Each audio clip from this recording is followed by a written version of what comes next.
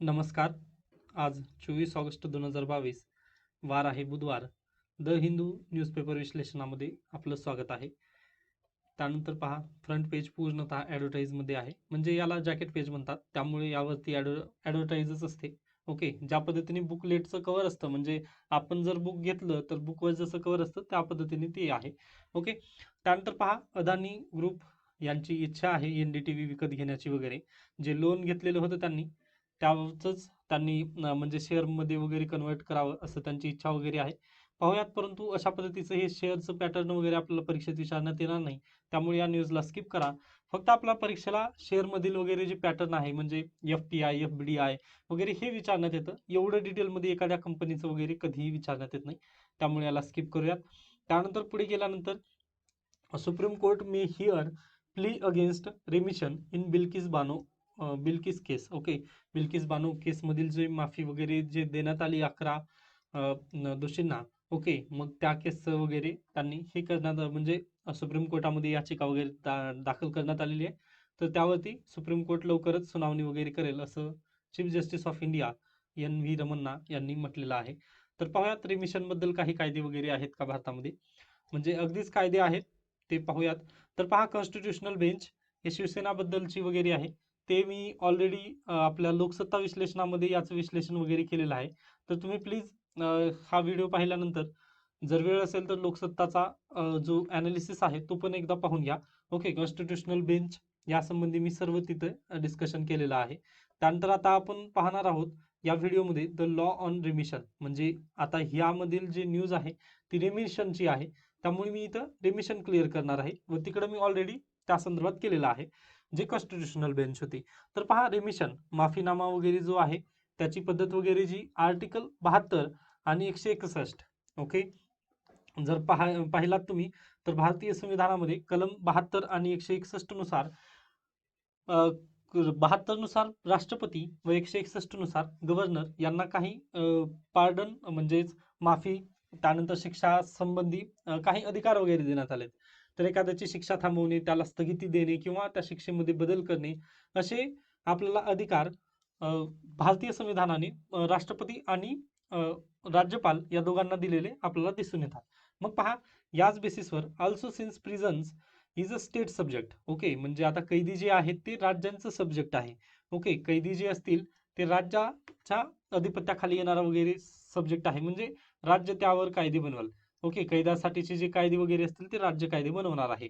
State government have powers under section 432 of the code of criminal procedure to remit sentence. म्हणजे पहा, राज्यालाच हा अधिकार आहे की एखाद्या कायद्याचं म्हणजे एखाद्या वेळेस जर कोणी गुन्हा वगैरे केलेला असेल व त्याला कैदी म्हणून जर ठेवलं असेल तर ते काय कैदी वगैरे त्याचं किती वर्षाची शिक्षा वगैरे जे असेल ते सर्व कायदे काय आहेत, म्हणजे त्याची जी प्रोसिजर वगैरे आहे त्या संबंधी कायदे वगैरे बनवण्याचं काम कोण करतं, तर राज्य सरकार करतं. हे राज्याला अधिकार देण्यात आलेले आहेत. मग however section 433A of the CRPC put certain restriction on the powers of revision.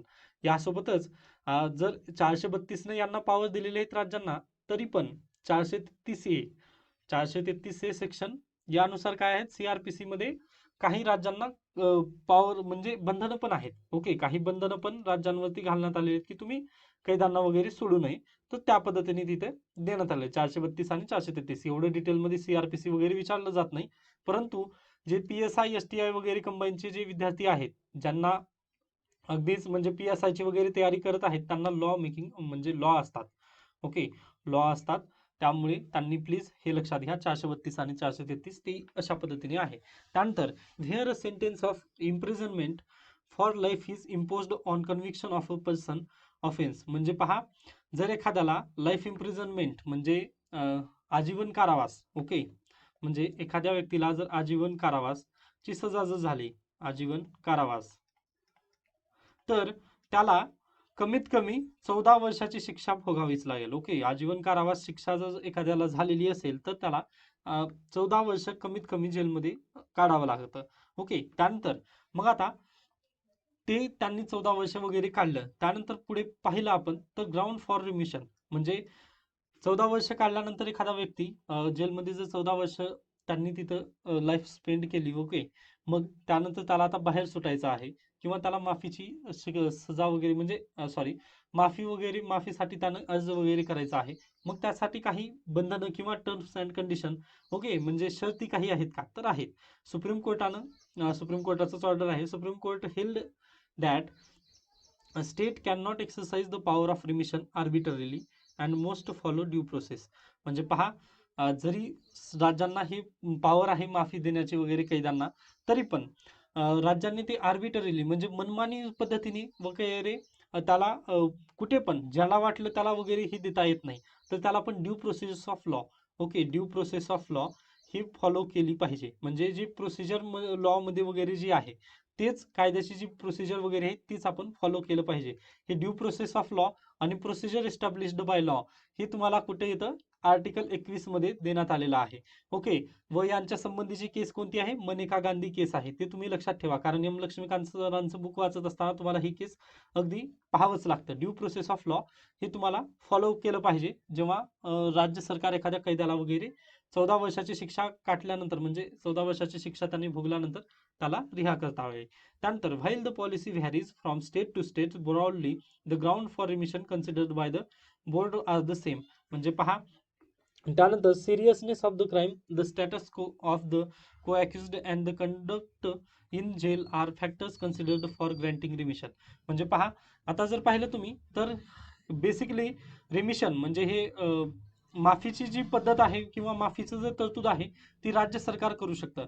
मग हे राज्याचा म्हणजे आता हे भारत देश आहे आपला, मग प्रत्येक आता हा महाराष्ट्र आहे, त्यानंतर वरी गेल्यानंतर इथं गुजरात आहे. मग प्रत्येक राज्याचे कायदे वेगळे वेगळे आहेत. म्हणजे एखाद्या राज्यामध्ये माफीनामाची वेगळी पद्धत असेल तर दुसऱ्या राज्यामध्ये वेगळी असेल, कारण हे स्टेट सब्जेक्ट आहे म्हणजे राज्य सूचीतील सब्जेक्ट आहे माफीनामा. ओके, त्यामुळे हे अलग अलग आपल्याला दिसून येतात. तरी पण सुप्रीम कोर्टच्या म्हणण्यानुसार वगैरे आपण असं हे केलेलं आहे की त्याचं क्राईम वगैरे आपण तपासलं पाहिजे. ओके, म्हणूनच त्यांनी in Laxman Naskar case versus union of India 2000 मधील ही घडलेली केस आहे. त्यावर सुप्रीम कोर्टाने काही 5 ग्राउंड वगैरे त्यांनी ऑलरेडी देण्यात आलेले आहेत. तर पहिलं ग्राउंड आहे म्हणजे पहिली कंडिशन आहे व्हेदर द ऑफेन्सेस म्हणजे ते फक्त इंडिव्हिज्युअल ऍक्ट असावं. ओके, त्याचा इफेक्ट सोसायटीवर वगैरे नसावं. ओके, म्हणजे पहा, ज्याला आपण सोडत आहोत त्याचं फक्त ते इंडिव्हिज्युअल वगैरे कार्य असावं, त्याचं इफेक्ट पुढे सोसायटीवर वगैरे पडणार नाही असं तुम्ही लक्षात घ्यायला पाहिजे जेव्हा आपण एखाद्या कैद्याला सुट्टी देत असतो किंवा माफी देत असतो. त्यानंतर whether there is a chance of crime being repeated in future. त्याच पद्धतीने जर ते क्राईम पुढे पण होईल का याची तुम्हाला शाश्वती म्हणजे म्हणजे त्यांनी पुन्हा क्राईम करणार नाही याची तुम्हाला शाश्वती पाहिजे. ओके, त्यानंतर convict has lost the potential to commit crime. Okay, म्हणजे ज्या पद्धतीने आता तो इनोसंट वगैरे झालेला आहे अशा पद्धतीने आपल्याला एकदा शहानिशा वगैरे करून घ्यायला पाहिजे सरकारने देखील. त्यानंतर whether any purpose is being served in keeping the convict in prison and socio economic condition of the convict family. जो कैदी आहे त्याच्या घरची स्थिती अत्यंत दयनीय आहे, कारण तो कर्ता पुरुष वगैरे असेल किंवा कर्ता महिला वगैरे असेल तर त्या बेसिसवर पण आपण त्याला माफी वगैरे देऊ शकतो असं सुप्रीम कोर्टाचं म्हणणं आहे. परंतु जे बिल्किस बानो प्रकरणामध्ये जे झालेलं आहे ते आय थिंक हे सर्व व्हायलेट वगैरे झालेले दिसून येतील आपल्याला. त्यामुळेच पहा, मुंबईच्या जजेसनी पण यावरती थोडंसं हे म्हटलेलं आहे. ते पुन्हा येणारच आहे द हिंदूमध्ये, तेव्हा वाचेल तेव्हा मी. तर या ग्राउंडमुळे सुप्रीम कोर्टाने बिल्किस बानोची केस परत एकदा हाती घेतलेली आहे. त्यानंतर जेव्हा याबद्दल जास्त चर्चा वगैरे होईल तेव्हा आपण आता हे येणार आहेत, परंतु तुम्हाला ह्या ग्राउंड वगैरे ते माहिती पाहिजे. त्यासोबतच jail manual contain rules that allow certain days of remission in every month for good behaviour of convicts. त्यानंतर for those serving fixed sentence the remission days are accounted for while releasing the कन्व्हिक्ट.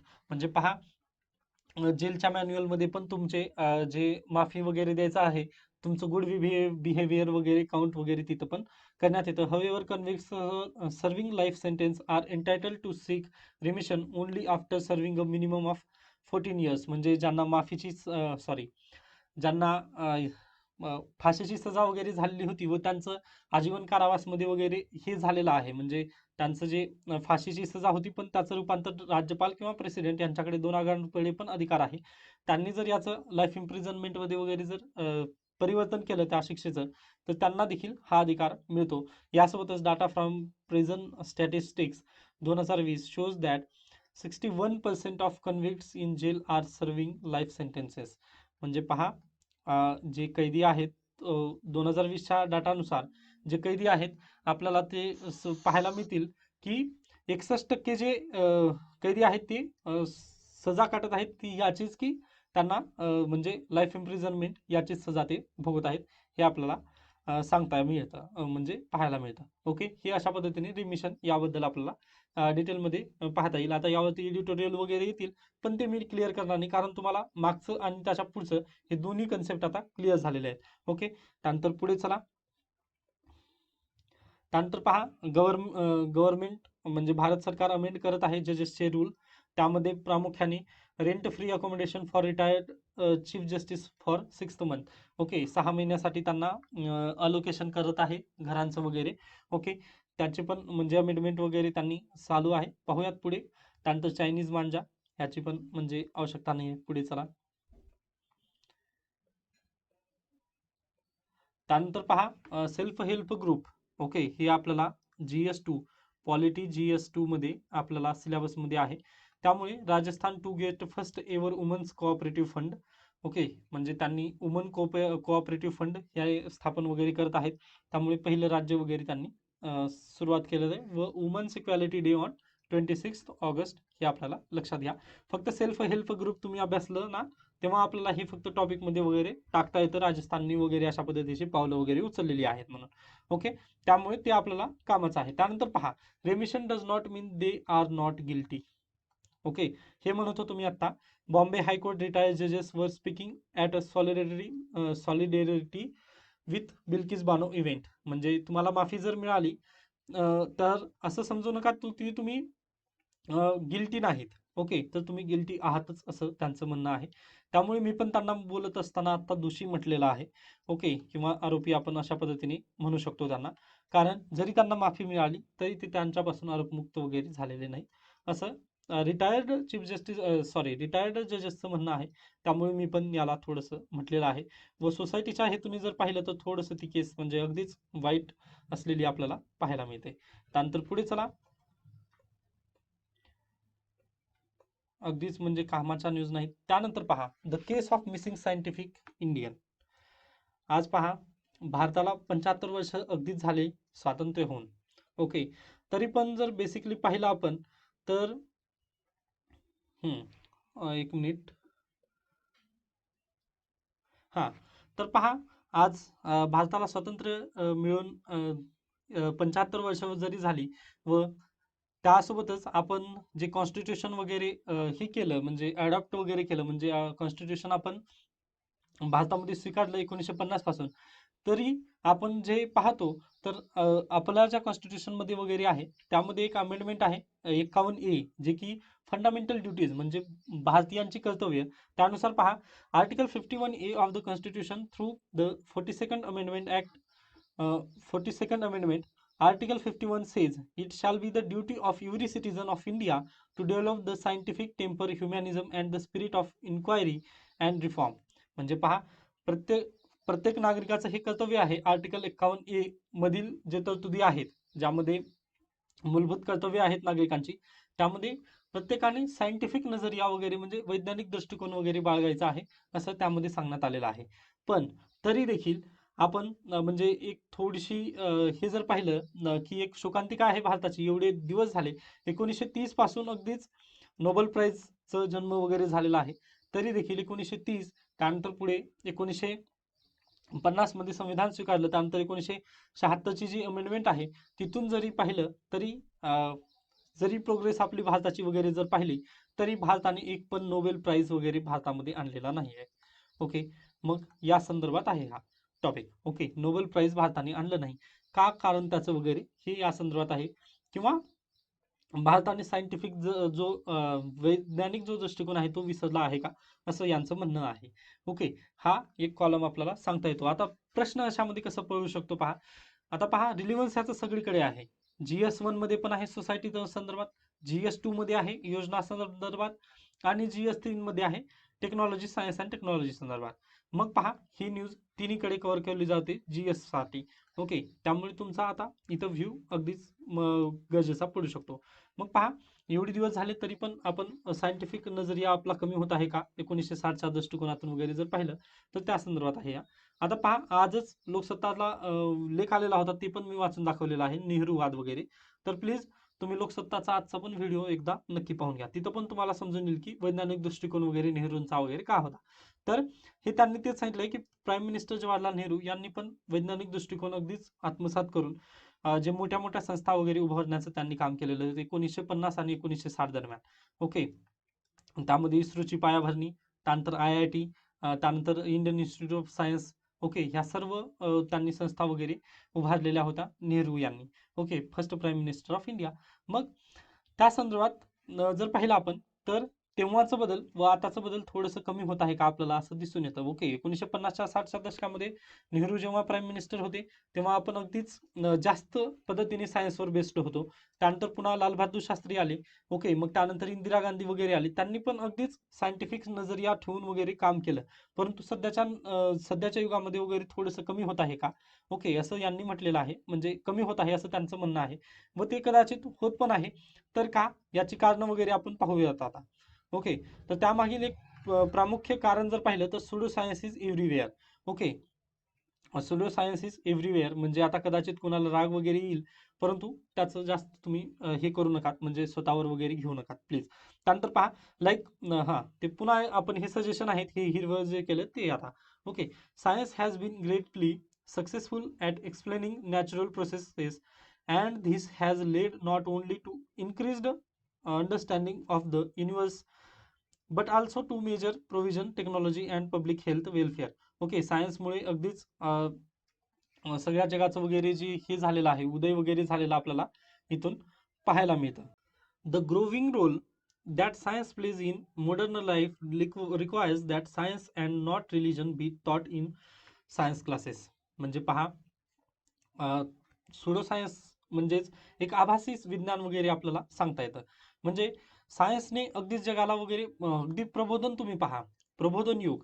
Okay, किंवा पुनर्जागरण वगैरे हे कशामुळे घडलं तर सायन्समुळे घडलं, हे ह्या पॅराचं म्हणणं आहे. त्यानंतर दुसरं म्हणणं आहे की सुडो सायन्स आपल्याकडे सगळीकडे दिसत आहे भारतामध्ये. तर यांचं हे म्हणणं आहे की तुम्ही विज्ञान आणि धर्म, विज्ञान प्लस धर्म एकत्र तुम्ही एकाच क्लासमध्ये वगैरे शिकवू नका, असं यांचं म्हणणं आहे. तर याचं कारण त्यांनी अगदी योग्यरित्या वगैरे देण्याचा पण प्रयत्न केलेला आहे. Pseudo science is everywhere whether is in denying the science of climate change or the evolution of theory that explain the secret of diversity that we see around us in India. Okay, म्हणजे जे आपण आपल्याकडे diversity वगैरे जे पाहतो, म्हणजे sudo science याचा असा इम्पॅक्ट आहे की क्लायमेट चेंज, त्यानंतर इव्होल्युशन थिअरी. ओके, जे आहेत त्यामध्ये आपण कसं म्हणतो. ओके, आता क्लायमेट चेंजचं बाजूला सोडा, परंतु इव्होल्युशन आपलं. ओके, इव्होल्युशन आणि चेंजचं. ओके, आपण काय म्हणतो की एखाद्या देवानं वगैरे घडवलेली पृथ्वी आहे, अशा पद्धतीने आपले सर्रास र्युमर्स वगैरे चालत असतात. म्हणजे आपण धर्माच्या नुसार विज्ञान पाहतो आपण. ओके, धर्मानुसार विज्ञान पाहतो, हे कुठंतरी चुकतंय. त्यामुळेच पहा, जे आपण अगदीच गोमूत्र वगैरे जे म्हणतो. ओके, त्या संदर्भात पण यांनी इथं पुढे चर्चा वगैरे केलेली आहे. आता ते मला सापडत नाहीये पहा. ओके, ही काऊ एक्सक्रेटा वगैरे. ओके, हे अशा पद्धतीने म्हणजे तुम्ही विज्ञानाला धर्माला विज्ञानाच्या दृष्टिकोनातून वगैरे पाहता, असं यामुळे थोडंसं आपला कुठेतरी जो वैज्ञानिक दृष्टिकोन आहे तो बदलत चाललेला आहे किंवा तो खालावत चाललेला आहे, असं यांचं मत आहे.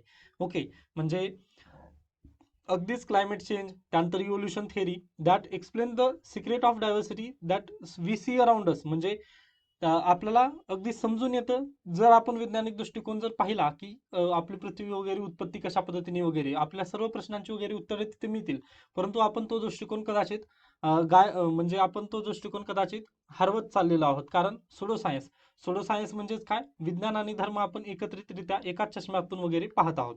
ओके, त्यानंतर onslaught of disinformation, science is way of thinking much more than it is a body of knowledge. Okay, म्हणजे सायन्स हे जास्त विचार करण्याची गोष्ट आहे. ओके, न की लिहिण्याची किंवा त्याला आत्मसात वगैरे करण्याची. तर विज्ञान आपण आत्मसात कशा पद्धतीने करतो, तो जास्त विचार करायला पाहिजे. आता पहा, तर हे विचार कशा पद्धतीने तर करायचे.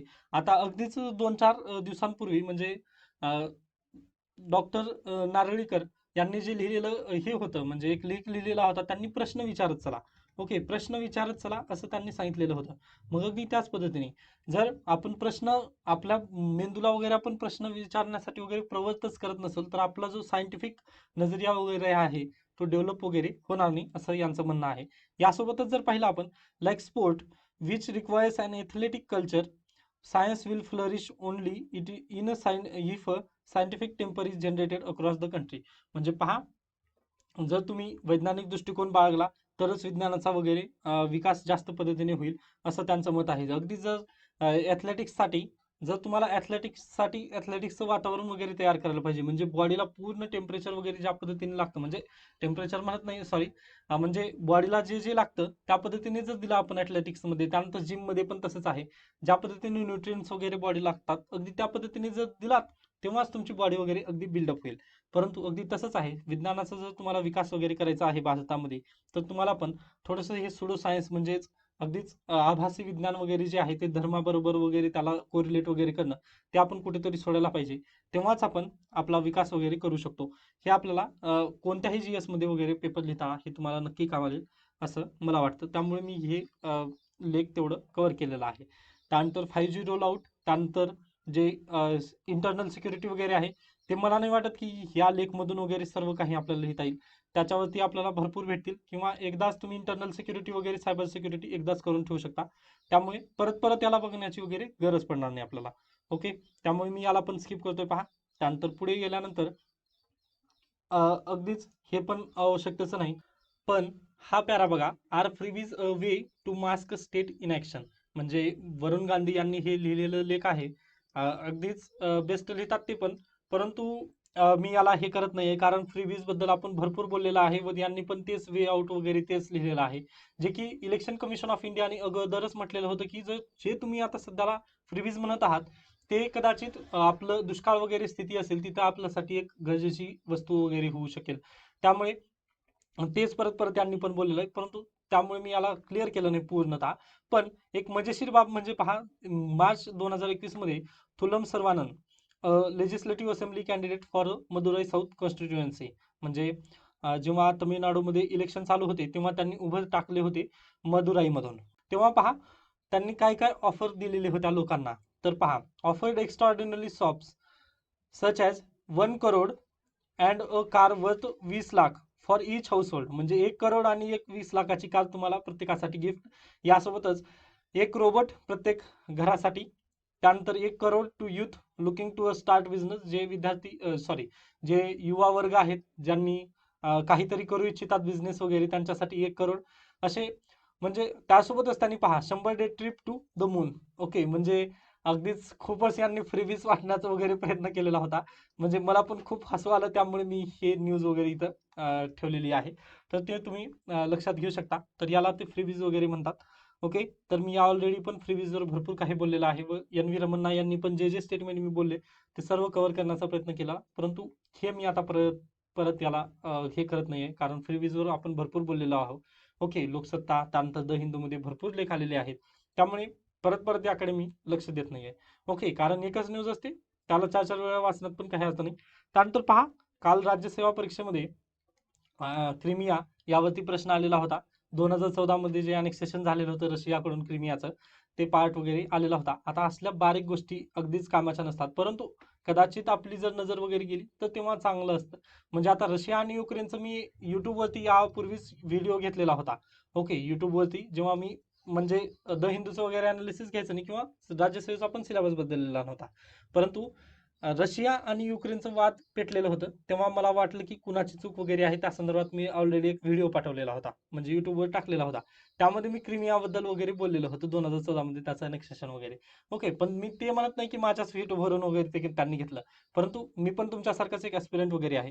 मग आपण अशा बारीक बारीक गोष्टी वगैरे कधी पाहत नाही, किंवा पाहिलं तर ते लक्षात पण राहत नाही. त्यामुळे अशा प्रश्न वगैरे जात असतात. त्यामुळे काळजी करू नका, सोडून देत चला. म्हणजे असं म्हणत नाहीये, परंतु जर कदाचित असे आले न्यूजमध्ये वगैरे तर मी नक्की करत जाईन. परंतु आता आपल्याला स्वप्न वगैरे कधीच पडणार नाही की हे न्यूजमध्ये वगैरे येणार एवढी बारीक गोष्ट वगैरे. ओके, जर कदाचित मोठा इश्यू वगैरे जर असेल तर आपल्याला ते नक्की कव्हर करता येतं. परंतु जर म्हणजे एक ह्युमन माइंडसेटनी तुम्ही पहा ना. ओके, आता पेपरमध्ये भरपूर पसारा असतो, परंतु एवढं पण आपल्याला माइंडला वगैरे झेपणार नाहीये. ओके, त्यामुळे अशा गोष्टी येत असतात, चालत असतं. थोडंसं म्हणजे फक्त डोळे वगैरे उघडे ठेवून जेवढं परीक्षेसाठी वगैरे लागेल. आता तेव्हा रशिया आणि युक्रेनचं युद्ध चालू होतं तेव्हा हे नक्की आपण कव्हर केलं असतं. परंतु आता सध्याला पुढल्या वर्षी पण येईल म्हणून असं बसून ह्याला पूर्ण पाठ करण्यात वगैरे काही अर्थ नसतो. त्यामुळे स्किप करा, पुढे चला. त्यानंतर चीफ जस्टिस रमन्ना यांनी पण तेच म्हटलेलं आहे फ्रीबीज बद्दल. पाहूयात जेव्हा त्यावरती बरोबर हे होईल. त्यानंतर शिवसेनाबद्दलचं जे हे आहे पेटिशन शिवसेनाने वगैरे जे टाकलेलं होतं त्यावर कॉन्स्टिट्युशनल इश्यू असल्यामुळे 5 जणांची कॉन्स्टिट्युशनल बेंच वगैरे बसणार आहे. त्या संदर्भात मी लोकसत्तामध्ये प्लीज कव्हर केलेलं आहे, तर ते तुम्ही एकदा पाहून घेऊ शकता. ओके, व्हिडिओ 1.5च्या स्पीडनं पाहत चला, काही हरकत नाही. ओके, त्यानंतर पुढे पहा, काल जो बेनामी संपत्तीचा जो कायदा करण्यात आला होता अनकॉन्स्टिट्युशनल आणि व्हाईड म्हटलेला आहे 2016चा जो अमेंडमेंट केलेली होती. ओके, ती अमेंडमेंट बेनामी संपत्ती संदर्भातची सुप्रीम कोर्टाने रद्द केलेली आहे. मग आता पहा, ती जर अमेंडमेंट रद्द केली तर त्या संदर्भात आता 2-3 दिवस काय होणार आहे, एडिटोरियल वगैरे येतील, तेव्हा आपण याला क्लिअर करूयात. फक्त आज मी तुम्हाला हेडलाईन सांगितली, उद्या आता त्यावरती चर्चा होईल. ओके, म्हणजे जेव्हा त्यावरती आता नक्की येणारच आहे, कारण काल कॉन्स्टिट्युशनल अँड व्हाईड संबंधित ठरवलेलं आहे. फक्त एकदाच मी सांगेन, मग त्यावरती पाहून घेऊयात आपण. बाकीच्यावरती पण जास्त PhDची वगैरे आपल्याला गरज नाहीये. त्यानंतर पुढे चला. टेक्स्ट अँड कंटेक्स्टमध्ये चाबहार पोर्ट. ओके, म्हणजे आपले जे minister of ports and shipping and waterways जे सर्बानंद सोनोवाल जे आहेत, त्यांनी 20 ऑगस्ट रोजी भेट दिली चाबहार पोर्टला. तर त्यानिमित्ताने ही एक्सप्लेन सिरीज आहे. Why has interest in the Iran based port suddenly spiked, how has the port construction progressed so far. म्हणजे चाबहार पोर्टमध्ये भारत एवढा इंटरेस्ट काय घेतोय असं याचा अर्थ आहे. तर पहा, when the first agreement for Chabahar was signed by then prime minister Atal Bihari Vajpayee in 2003. The plan had to threefold objective to build India's first offshore port and to project India's infrastructure powers in the Gulf, to circumvent trade through Pakistan, given the tense ties with India's neighbor, and build a long-term sustainable sea route, and to find an alternative route to Afghanistan, which India had rebuilt ties with after the defeat of the Taliban in 2001. म्हणजे पहा, अटल बिहारी वाजपेयी यांनी चाबहारसाठी एक पहिल्यांदा agreement केलं होतं 2003 मध्ये. Okay, व संसदेवर आक्रमण झालेलं होतं आपलं 2001 मध्ये. ओके, मग त्यामुळे भारताला थोडंसं अंडर सिक्युरिटीचा वगैरे खतरा दिसून येत होता. ओके, आता हे चाबहार पोर्ट कुठं आहे तर पाहून घ्या एकदा. हे पहा, हा भारत आपला, इथं कांडला व इथं मुंबईचे हे म्हणजे मेन पोर्ट आहेत आपले, व इथं चाबहार पोर्ट. त्यानंतर इथं अफगाणिस्तान. ओके, म्हणजे गल्फ कंट्रीज आता हे आहेत, हे गल्फ कंट्रीज म्हणून ओळखले जातात. ओके, गल्फ कंट्रीज म्हणून हे आहेत.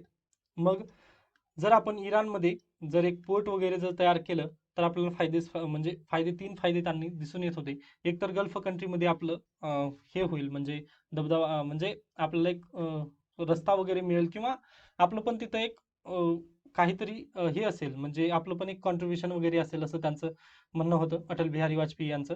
त्यानंतर 2001 मध्ये जे पाकिस्तानने वगैरे म्हणजे तालिबाननी वगैरे हल्ला केला त्यामुळे एक सिक्युरिटीचा प्रॉब्लेम एक झालेला होता.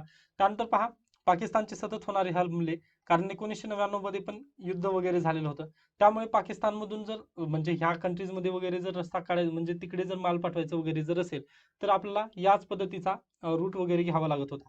त्यामुळे काय झालं, पाकिस्तानला आपण ओव्हरटेक वगैरे करून म्हणजे इकडून दुसरीकडून रस्ता वगैरे काढण्याच्या प्रयत्नातून आपण म्हटलं की हा सी रूट वगैरे आपल्याला अगदी सोपा पडेल. यासोबतच आपलं एक इथून त्यानंतर अफगाणिस्तान पण आपल्यासाठी हे होईल, जवळचं होईल, असं आपलं एक मेन उद्दिष्ट चाबहार पोर्टसाठी होतं. त्यानंतर 2004 मध्ये जेव्हा नवीन मनमोहन सिंग सरकार आलं तेव्हा पहा, subsequently prime minister Manmohan Singh governor constructed the Zaranj Dilaram highway in Afghanistan south, which would help connect trade route from the border of Iran to main trade. Okay, म्हणजे पहा, त्यानंतर आपण ऑलरेडी इथं चाबहारवर आपण काम करत होतो.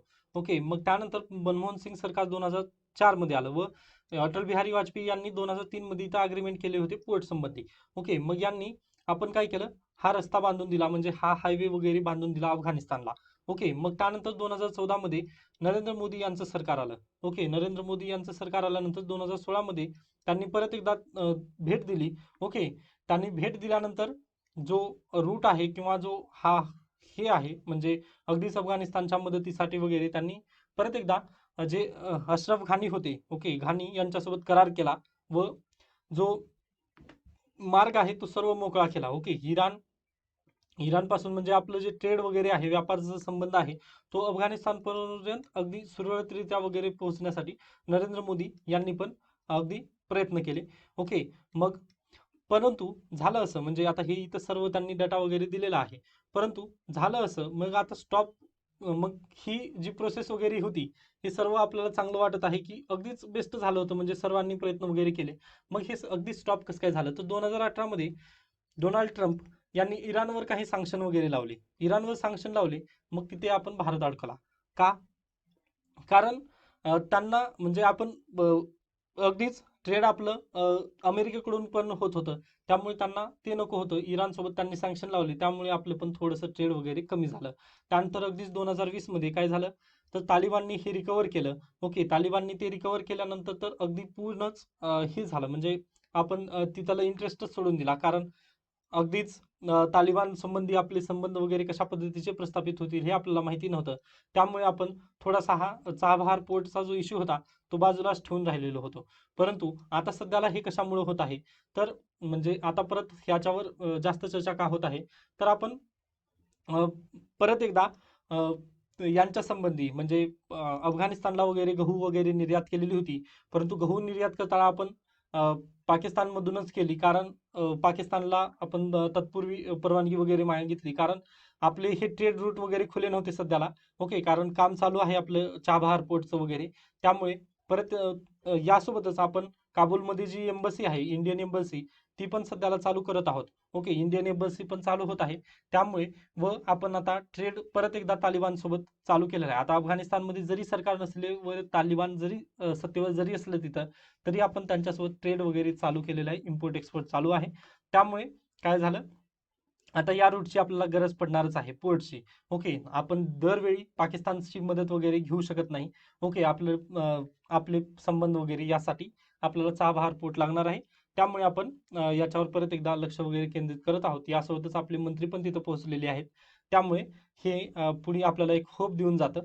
ओके, असं या लेखचं वगैरे एक्सप्लेन द सिरीजचं आपल्याला मत समजून येतं. आय होप हे अशा पद्धतीने तुम्हाला हे पण टॉपिक अगदी योग्यरित्या समजलेलं आहे. त्यानंतर हुवाई परत तेच आहे, 5G संबंधी वगैरे. त्यानंतर जे ओप्पो, विवो, त्यानंतर झिओमी या सर्व कंपन्यांना अगदीच भारत सरकारने हे पाठवलेलं समन पाठवलेलं होतं की तुम्ही जे टॅक्स इन्व्हेजन वगैरे तुमच्या मार्फत होत आहे असं त्यांना वाटत होतं. त्यामुळे जे समन वगैरे मग त्यांनी यावरती लेख लिहिलेला आहे. परंतु हे आपल्याला गरज नाहीये. म्हणजे जेव्हा यावरती चर्चा वगैरे होईल, म्हणजे अगदीच पुढे चालून जेव्हा टॉपिक बिल्डअप होईल, तेव्हा आपण यावरती अगदी योग्यरित्या चर्चा वगैरे तेव्हा करूयात. आता आपल्याला आवश्यकता नाहीये. म्हणजे आतापासूनच असं होईल का, तसं होईल का, असं प्रेडिक्शन करण्यात वेळ वाया घालवू नका. कारण जीएसला भरपूर आपलं म्हणजे जीएस आपला भरपूर कव्हर करायचा आहे. 2023 अगदी 1 वर्षामध्ये काय म्हणजे 5 महिने तर तुम्हाला यासाठीच लागणार आहेत व 5 महिने प्रिलिमसाठी व हे ऑप्शनलसाठी. मग तुमच्याजवळ वेळ अगदी कमी आहे. त्यामुळे प्लीज योग्यरित्या तयारी करत राहा व जास्त न्यूजमध्ये पण घुसून बसू नका. ओके, कारण अगदीच 1-2 टॉपिक वगैरे आपल्याला मिळून येतील, म्हणजे प्रश्न न्यूजमधून कव्हर होत असतात. ओके, तर अशा पद्धतीने आपल्याला आजचा न्यूजपेपर ही सांगता येतो. म्हणजे अगदी मी जे जे आपल्या परीक्षेसाठी वगैरे कामाला आहे ते अगदी योग्यरित्या वगैरे कव्हर करण्याचा अगदी प्रयत्न केलेला आहे. या संदर्भात काही शंका वगैरे काही सजेशन असतील तर तुम्ही नक्की मला सांगू शकता. पण तत्पूर्वी एक माझी पण इच्छा आहे की तुम्ही टेलिग्राम चॅनल जॉईन करावं. कारण मी जे आज जे नोट्स काढलेले आहेत, आजचा पेपर अगदीच लेंथी झाला, पण जे नोट्स वगैरे मी जे काढलेले आहेत ते तुम्हाला टेलिग्रामवरती देणार आहे. त्यामुळे प्लीज तुम्ही डिस्क्रिप्शन किंवा कमेंट सेक्शनमध्ये तुम्ही विचारून ते लिंक तुम्ही जॉईन करू शकता टेलिग्राम ग्रुपवर. आय होप आजचं न्यूजपेपर तुम्हाला समजलंय. धन्यवाद.